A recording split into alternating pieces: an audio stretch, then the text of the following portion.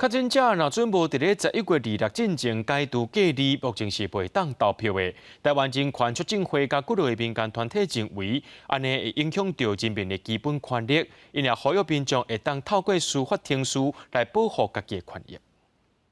存无几天就是到合意选举，甲18岁公民权互决的投票日，但算起来，若伫2月以后确诊新冠肺炎的人，因为国家的居家隔离规定，是确定袂当去投票。指挥中心嘛一再表示，袂当出门就袂当投票，互民间团体认为是剥削人权。所以我们就呼吁，人民其实可以依照这个宪法的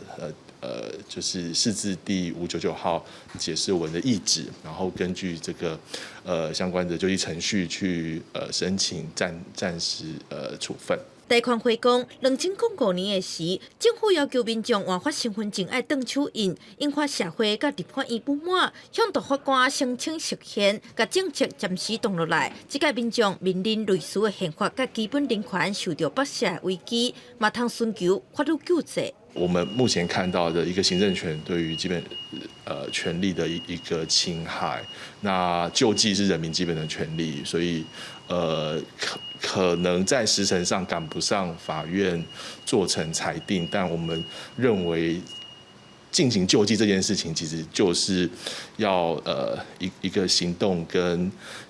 一个意见的表达。针对投票权争议，中选会嘛发新闻稿表示，确诊者照大法官释字第690号解说，甲传染病防治法规定，也未解除隔离就袂当出国。不过台权会强调，政府应该爱采用任何措施，帮助人民实现基本权利。因呼吁确诊者提出申请，因嘛愿意提供协助。记者陈彦秀凯台北采访报道。